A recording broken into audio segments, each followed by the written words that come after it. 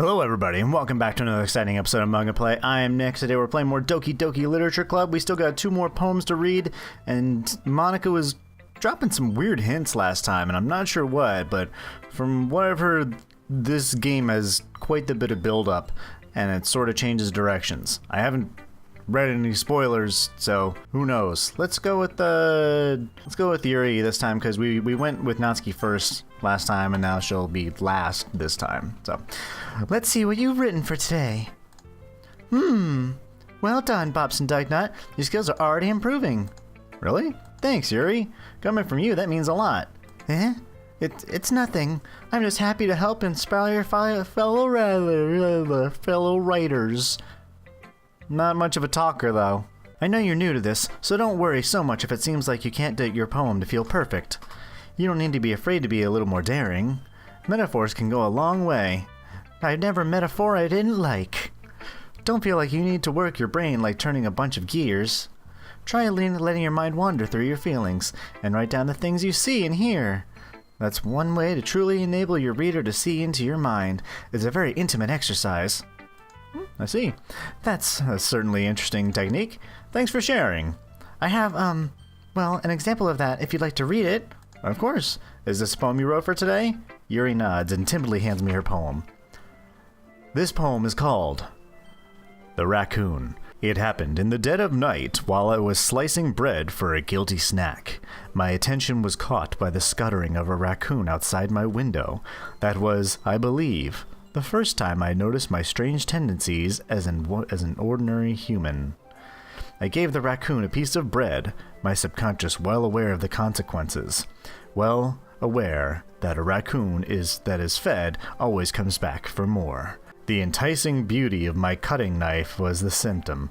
The bread, my hungry curiosity. The raccoon, an urge. Okay, cool. The moon increments in its place and reflects that much more light off my cutting knife.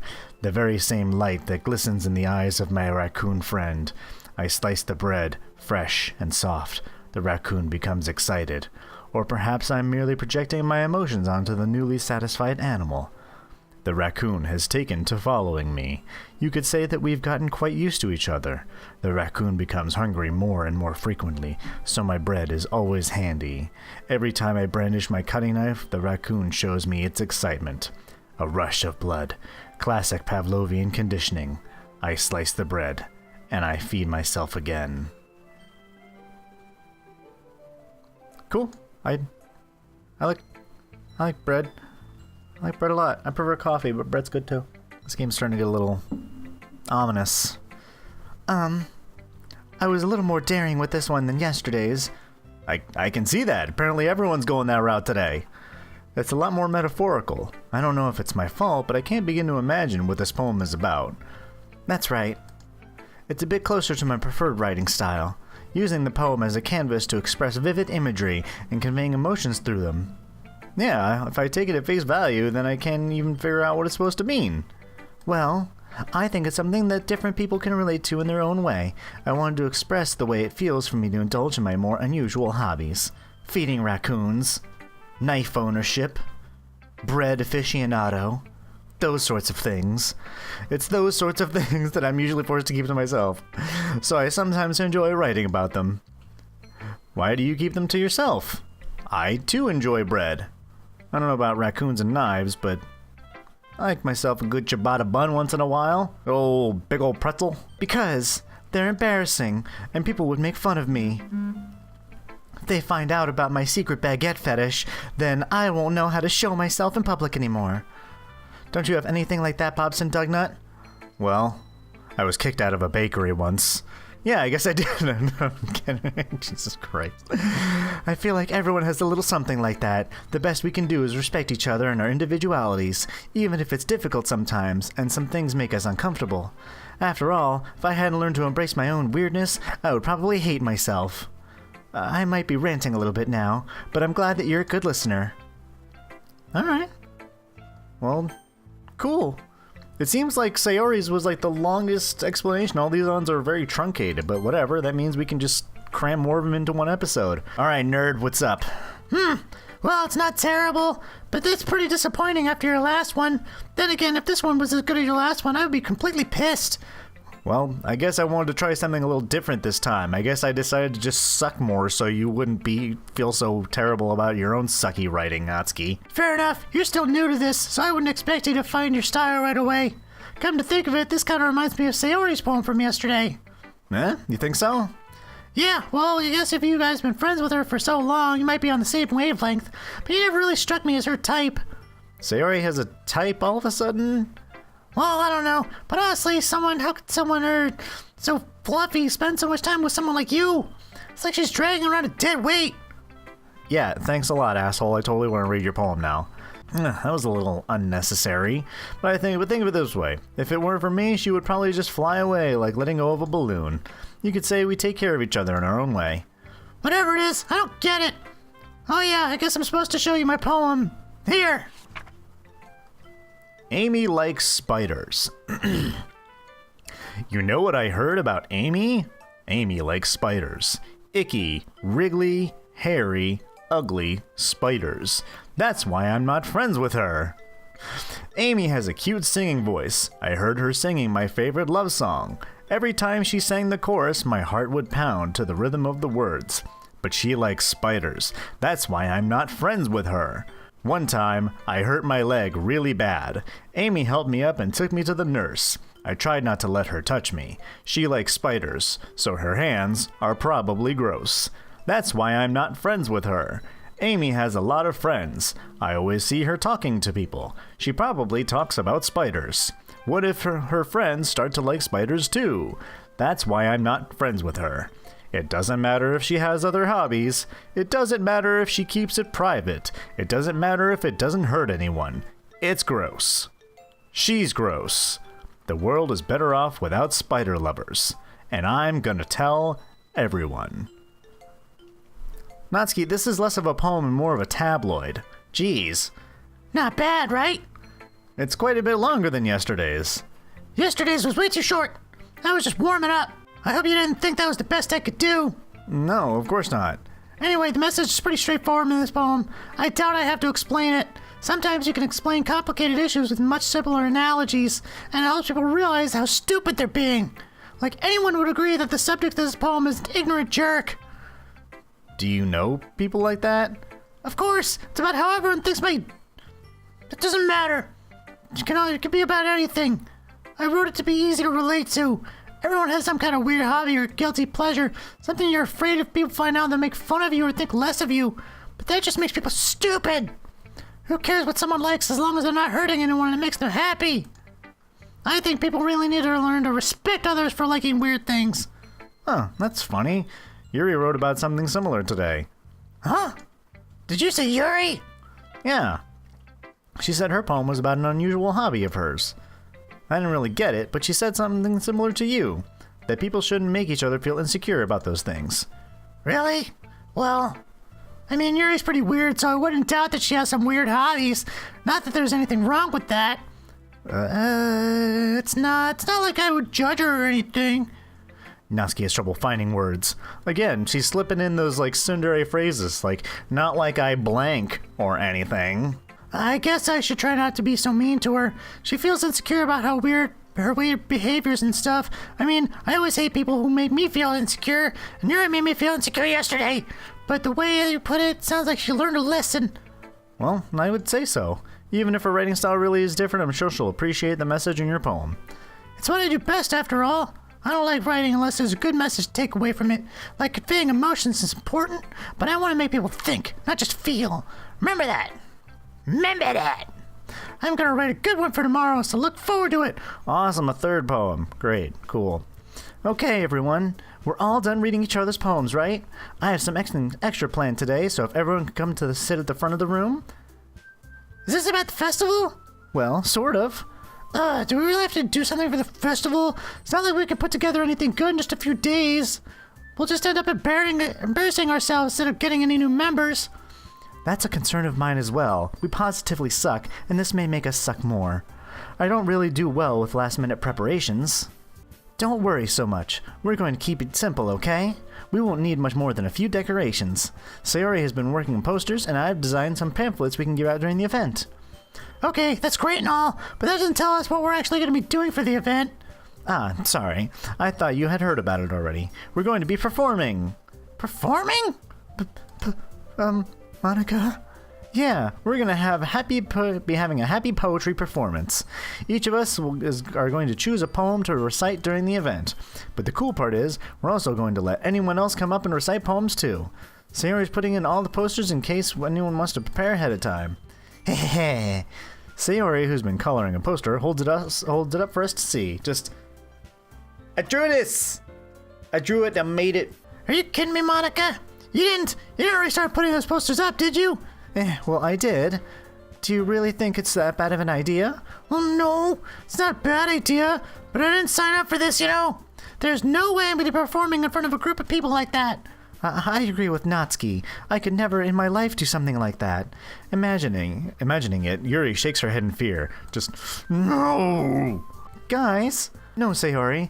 I understand where they're coming from. Remember that Natsuki and Yuri have never shared their poems with anyone until just a couple days ago. It's a lot to ask for them to recite their poems out loud to a whole room full of people. I guess I just kind of overlooked that. So, I'm sorry.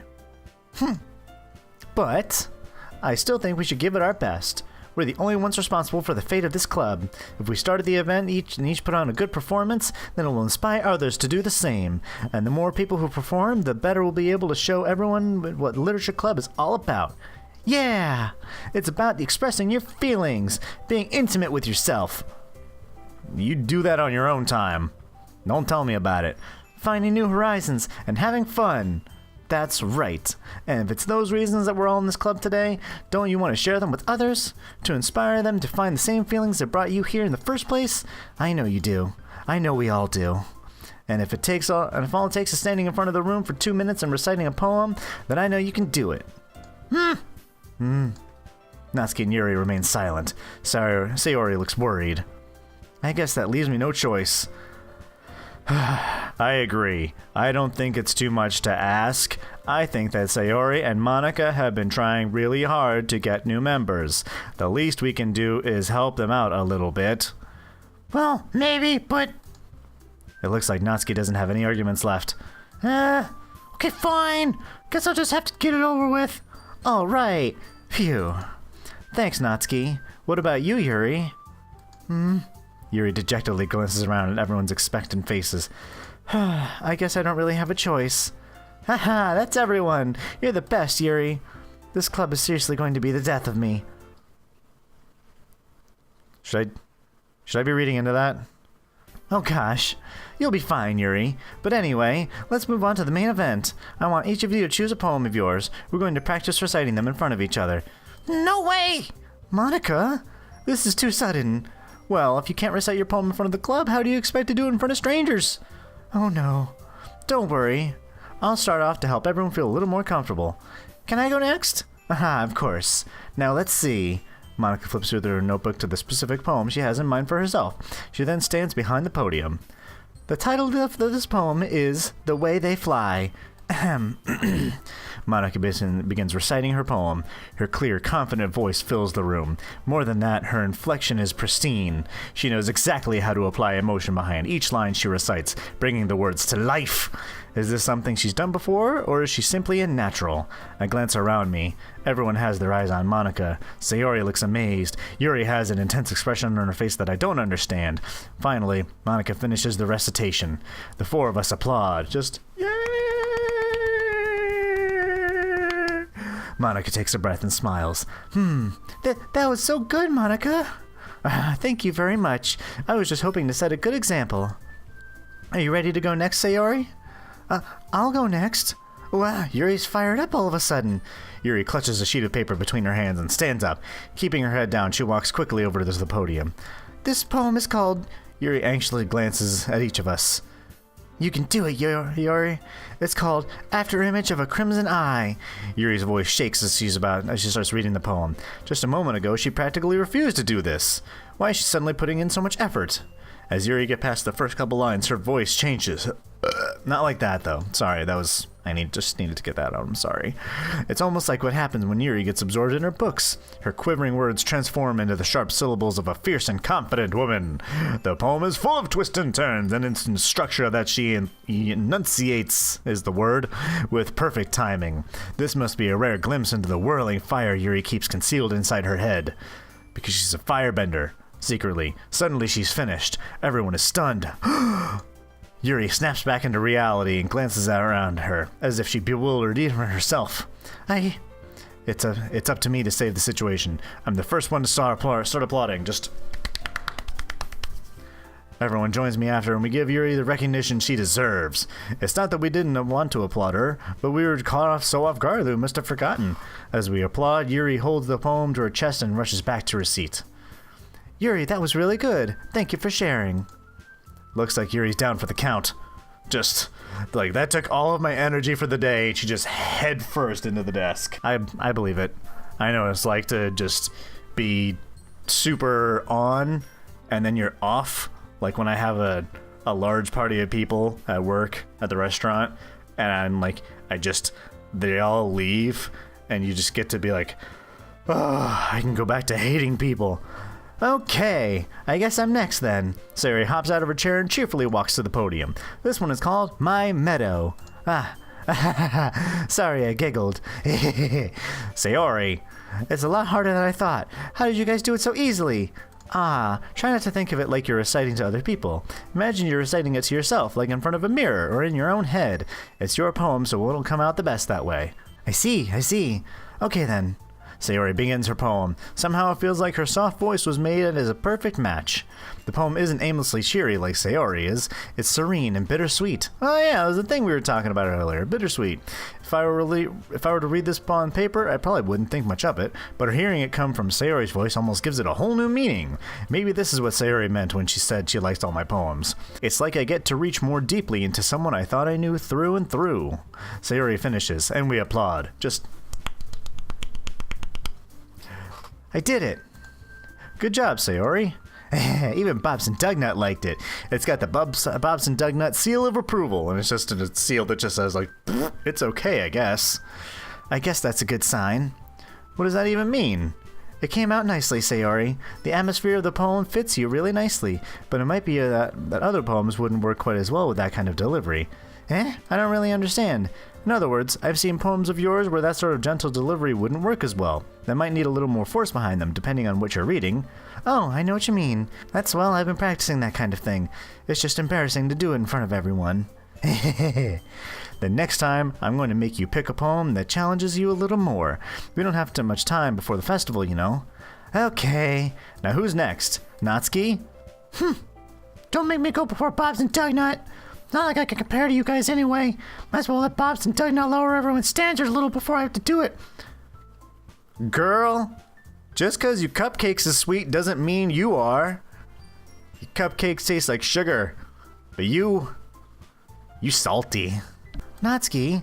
It's fine. She's just not used to not being a butthole. I might as well get it over with. But it's not like I have much of a selection of what to read. I'll just have to go with what I wrote for today. I stand up and step in front of the podium. Everyone has their eyes on me, making me feel terribly awkward. I recite my poem. Since I'm not exactly confident in my own writing, it's hard to put energy into it. Despite that, once I finish, I receive applause anyway. Everyone's just...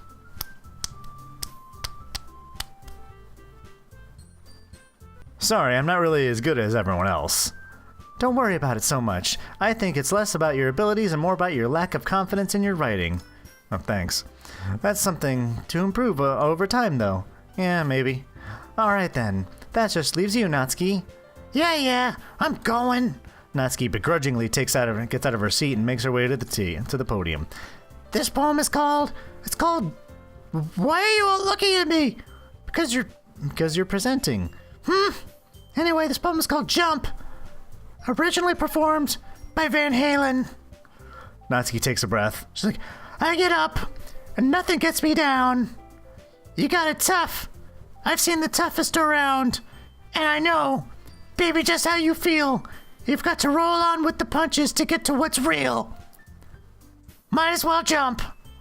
Once she starts reciting the poem, her sour attitude disappears a little, and then she pulls off the guitar solo flawlessly. While she's still a little unenthused, her poem has a rhythm and rhyme to it. It's Natsuki's trademark style, and it works surprisingly well when spoken aloud. The words feel like they bounce up and down as if giving life to the poem. Natsuki finishes, and everyone applauds. Everyone's all excited, and it's like, yeah, woo! And they just like hold up lighters and shit. She huffs back to her seat. That wasn't so bad, was it? Easy for you to say. You better not make me do that again. Ah, well, did you at least feel prepared enough to read a poem in front of other people? I mean, doing it in front of other people will be way easier. I can put whatever face I want on for other people, but when it's just my friends, it's just embarrassing. That's a surprise, Natsuki. I think it would be the other way around for me. Well, that's just how it is, so... Well, I guess in that case, you won't have to worry about much for the festival. That said, I want to thank everyone for coming through. It might be hard, but I hope they all have an idea of what it's like now. Make sure you pick a poem and get enough practice before the festival, okay? I'll be making pamphlets, so let me know ahead of time which will be reciting. Jeez, I should probably find some other poem to recite instead. That's fine, too. It doesn't have to be your own. I'm already pleasantly surprised that you're putting all this effort in for the club. It makes me really happy. Huh, yeah, no problem. Okay, everyone, I think that's about it for today. I know the festival is coming up, but let's try to write poems for tomorrow as well. It's been working out really nicely so far, so I'd like to continue that. As for the festival, we'll finish planning tomorrow, and then we'll have the weekend to prepare. Monday's the big day. I can't wait. I can do this. I can do this. All right. I stand up. There's no way I'll be able to find the same enthusiasm as Sayori and Monica, but I'll do my best to get through it. It's for the sake of the club. For the sake of the club! And impressing Monica. Then I'll have to do my best. Ready to go, Sayori? Yep. Look at you two. What's going home together like that? We're neighbors, dipshit. Jeez. It's kind of adorable, isn't it? Jeez, guys. Don't make such a big deal out of it. It must be a little nice, though. Well, how am I supposed to respond to that? It's okay, Pops and Dugnut. You don't have to say it. Whatever. Let's go already. Jeez. I walk home with Sayori once more. Even though it's only been a few days, a lot of things have already changed. But today, Sayori is being a little quieter than usual on the way home. Hey, Sayori. Sorry, I was spacing out. Ah, no wonder. I was thinking about something from earlier. I like how we Sayori fumbles with her words. So, let's just say that one day, Yuri asked to walk home with you. Huh? What would you do? What kind of question is that? Does she live near me? I mean, if it's not convenient to my route, then no. You kind of put me on the spot here. Oh, I see. She wanted to know who she would walk home with. Let's be nice. I would still walk home with Sayori. Sayori, you really think I would ditch you for Yuri? Eh? But she's so beautiful and smart. Jeez. I just said, if it's not geographically convenient, then no, you are geographically convenient, and you're my friend too, I guess. I already see her in club every day. Besides, you always seem to really like going home together. I wouldn't just ruin that for you. You're so silly, Pops and Dugnut. You think about me too much sometimes. Don't read into that, kid. Yuri would deserve it if she wanted to. Sorry, I've already made up my mind. I really can't figure out sometimes. Sorry. Besides, what's the point in speculating something that's never gonna happen? The conversation trails off. It's kind of a weird thing for Sarah to care about so much, but I want to respect her and keep her happy too. Then again, the festival is only a few days away. Who knows what will happen in that time? I guess we'll just have to find out. Well, let's write this poem. Actually, no, you know what? We'll save the poem. We'll go right here and save our game. So we're ready to go for next time. But I'm going to call it right there. But thank you so much for joining me. If you like this video, be sure to poke that like button right in the eye. Leave a comment below telling me what you think Sayori's up to with this. She developing some sort of animu crush with the Dugnut next door? Who knows? But thanks so much. I love you all. Be sure to hit that. Oh yeah, be sure to hit that subscribe button if you want to see more videos like this one and see what happens. Again, I heard this game takes a pretty sharp turn soon. I don't know where or how, but stick around for when it happens. But thanks so much. I love you all, and I'll see you next time. Bye bye.